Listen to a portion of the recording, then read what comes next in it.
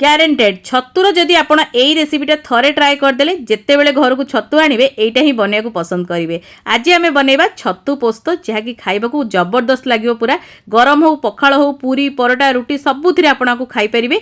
Tasty बहुत बनी थाए आ बहुत जल्दी मध्ये बनी जाइते। छुआ मानकू भी बहुत पसंद आसीबो।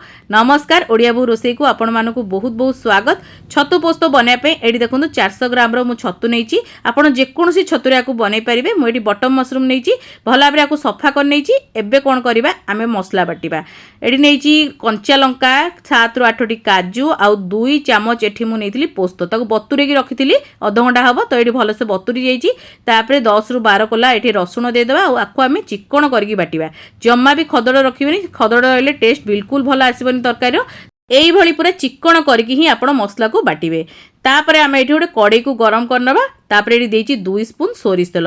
सोरिष तेल को भला भाबरे गरम कला परे आधा स्पून जीरा आधा स्पून कलंजी बा जोटा हमर कला जीरा नाइजेला सीड सेटा आमे ऐड करनबा। बहुत बढ़िया बास्ना आस्ताए जोटा कि हमर ओडिया घरे कला जीरा मध्ये कुआ जाइते। तापरे आमे दुटी सुखिला लंका दे देबा। टिके आमे एठी भल भाबरे भाजी देबा सब जिंस को जेमति कि हमर जीरा आ कला जीरा रो बढ़िया बास्ना गोटे पळे आसीबो। तापरे एठी गोटे मीडियम साइज रो पियाज को काटी कि मु नै आस्तिली ताकू मु एठी ऐड कर दिछि। आ बढ़िया भाबरे एठी पियाज को भाजी नेबा। बेसी लाल करके भाजिया दरकार नै। टिके जेंति ट्रांसपेरेंट हे जिवो सेही पर्यंत आपण एठी पियाज को भाजी नियंतु। टिके पियाज भाजी गला परे एठी मु छाणी कि नै आस्तिली छतु को ताकू आमे ऐड करनबा। आ छतु ऐड कला परे आमे भल भाबरे मिक्स करके छतु एठी भाजीबा। मने रखिथिबे एठी जम्मा भी आपण लूण किबा हळदी ऐड करिवेनी। आ साधारणतः पोस्तो तरकारी तो हमर हळदी व्यवहार हेई न थाए। जदि आपण खाउनांदी बिना हळदी रे ताले गोटे पिंच पकेई परिबे किंतु एबे पकेइबेनी। छतुरा भाजी साला परे पकेइबे। आ प्रथमर जदि आपण लूणटा दे देबे छतु बहुत पानी छाड़ीबा आ बहुत समय लागि जिवो आपनकर तरकारी पई। तो एठी सेमिति हाई फ्लेम रे ही आपण छतु को भाजीबे। ता द्वारा जल्दी हेई जिवो। आ हमर छतु मध्ये बेसी पानी छाड़ीबनी।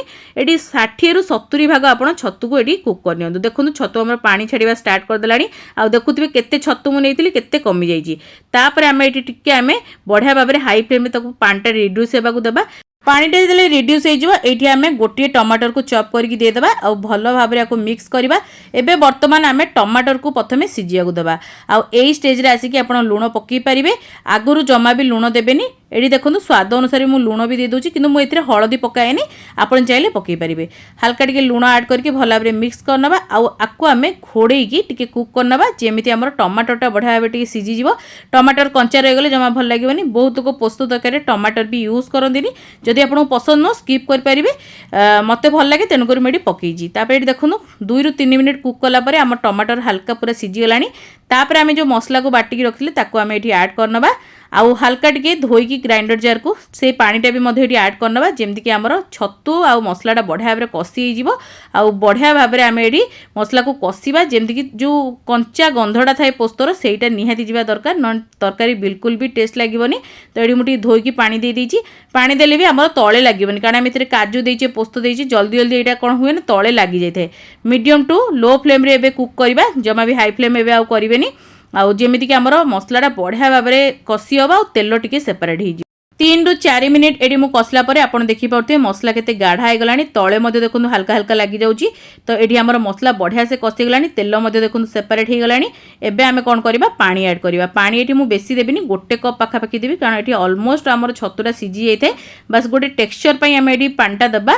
आउ भलो भाबरे मिक्स करनबा सब जिंस को। आउ आकु आमे 10 मिनिट पई लो टू मीडियम फ्लेम रे कुक करनेले हमर एटा पूरा गाढ़ा हे जिवो। आउ एटा बेसी पानिया हबनी कि बेसी गाढ़ा हबनी टिके मीडियम रहिबो कारण एटा आगु जाकी बसी जिवो। तेनु मीडियम रखले बहुत बढ़िया गोटे टेक्सचर रे रहिबो।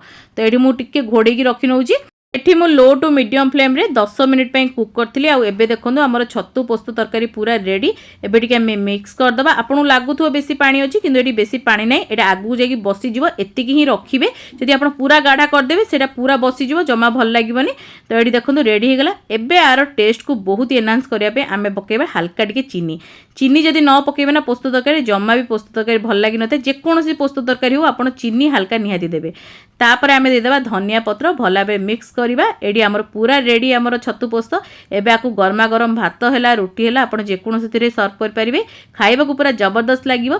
केमति लागिला छोटो रेसिपीटी निहाती कमेंट माध्यम रे जणाइबे। भल लागिथिले लाइक करिवे शेयर करेंगे। चैनल नुआ थे सब्सक्राइब करने को भूलें। फेसबुक पेज देखुले पेज को निहाती भाव फॉलो करेंगे। सेठी लाइक शेयर करेंगे। कमेंट माध्यम आपंक मतामत को शेयर करेंगे।